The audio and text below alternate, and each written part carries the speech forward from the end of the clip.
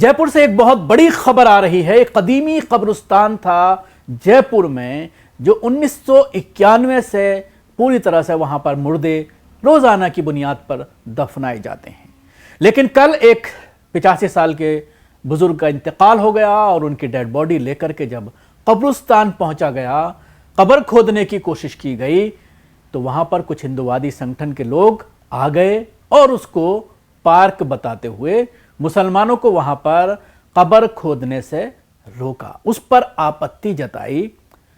मामला पुलिस तक पहुंचा, प्रशासनिक अधिकारी भी पहुंचे, लेकिन कोई सॉल्यूशन नहीं निकला। उल्टा मुसलमानों से यह कह दिया गया कि आप यहां पर दफन ना करें, आप कहीं और उनको ले जाइए, कहीं और दफन कर दीजिए। यह मामला अब विचाराधीन है। अब इस पर आगे की कार्रवाई की जाएगी, उसके बाद ही कुछ इसका फैसला अमल में आएगा। आपको बताना चाहूंगा कि यह मामला वहां के जो मुख्यमंत्री हैं उनके इलाके का है। मुख्यमंत्री के इलाके यानी सीट जो है उनकी विधानसभा, उसी क्षेत्र का ये कब्रिस्तान बताया जा रहा है। सुनिए क्या कहना है वहां पर जो स्थानीय मुस्लिम हैं उनका। भाई संदर्भ में हम सब प्रार्थी हैं। आज समय 11 बजे हो रहा है रात का और हम यहाँ पर प्रताप नगर थाने में, जैसा कि आप देख रहे हैं पीछे, तो वहाँ पर बैठे हुए हैं। और दिन में हल्दीघाटी रोड पे जो पीछे महिला पॉलिटेक्निक कॉलेज के पीछे जो अपना कब्रिस्तान है, करीब 100 साल पुराना है वो, और वहाँ पर दफनाने करने का जो काम है अपनी पीढ़ियों से, पुरखों के और अपने परदादाओं से के समय से चलता आ रहा है। और उसके कागजात जो रेवेन्यू बोर्ड में है, हाउसिंग बोर्ड में है, वो हमारे पास है, विद्यमान है। आज किसी की पड़ोस में मंसूरी समाज के मैयत होने के कारण हम वहाँ पर गए। हम जब कब्र की खुदाई करने लगे तो 2-3 व्यक्ति वहाँ पे आए और हमको कहा साहब ये यहाँ पार्क बनाएंगे, करेंगे, और हमको वहाँ पे परेशान किया। हमको खोदने नहीं दिया गया।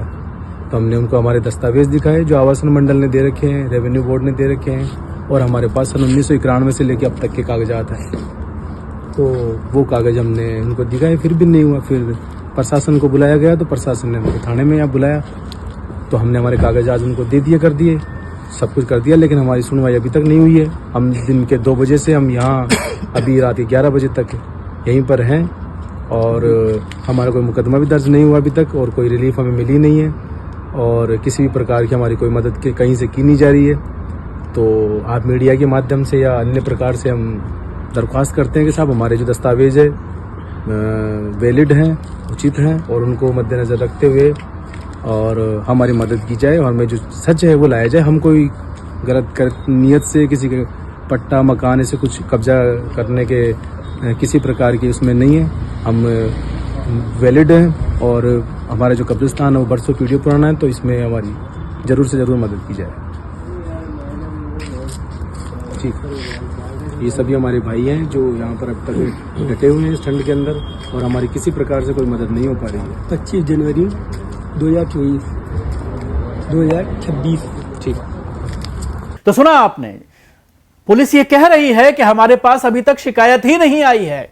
लेकिन आपने सुना होगा थाने के बाहर का ये बोर्ड है, पीछे बोर्ड दिखाई दे रहा है जहां पर ये बाइट दी जा रही है। थाने के बाहर की ये बाइट है जहां रिकॉर्ड की गई है, लेकिन उसके बावजूद पुलिस वही बहाना कर रही है कि हमारे पास अगर शिकायत आती तो हम कुछ कार्रवाई करते। हमारे पास अभी तक कोई शिकायत ही नहीं दी गई है। परिजनों का आरोप है कि प्रताप नगर के श्योपुर निवासी रशीद खान के पड़ोसी नजीर खान 85 का निधन होने के बाद दोपहर करीब 1 बजे हल्दीघाटी गेट स्थित महिला पॉलिटेक्निकल कॉलेज के पीछे बने कब्रिस्तान में शव लेकर पहुंचे थे। दफन की प्रक्रिया के दौरान स्थानीय लोगों ने विरोध शुरू कर दिया और दावा किया कि जमीन पार की है, जबकि 1991 वहां पर कब्रिस्तान मौजूद है। सूचना पर पुलिस मौके पर पहुंची, लेकिन आरोप है कि मामला शांत कराने के नाम पर शव दफनाने की अनुमति नहीं दी गई और शव को वापस घर भेज दिया गया। बताया जा रहा है करीब 8-10 घंटे तक शव रखा रहा, जबकि मुस्लिम पक्ष संबंधित थाने में बैठकर कार्रवाई की मांग करता रहा। मुस्लिम पक्ष का आरोप है ना तो उनकी शिकायत दर्ज की गई और ना ही शव रोकने वाले लोगों पर कोई कार्रवाई की गई, जबकि उन्होंने कब्रिस्तान के सदियों पुराने दस्तावेज थाने में पेश किए। प्रशासन पर गंभीर लापरवाही के आरोप लगाए जा रहे हैं। वहीं इस पूरे मामले पर हरिशंकर का कहना है कि प्रतापनगर थाने में कोई औपचारिक शिकायत दर्ज नहीं हुई है। यह केवल छोटी मोटी बात थी जिसे बढ़ा चढ़ाकर बताया जा रहा है। गौर करने वाली बात यह है कि यह पूरा मामला मुख्यमंत्री भजनलाल शर्मा की विधानसभा क्षेत्र का बताया जा रहा है, जिससे प्रशासनिक कार्रवाई को लेकर सवाल और गहरा गए हैं और सवाल और खड़ा हो रहा है कि क्या ये जानबूझ करके पूरा ये हंगामा किया गया है।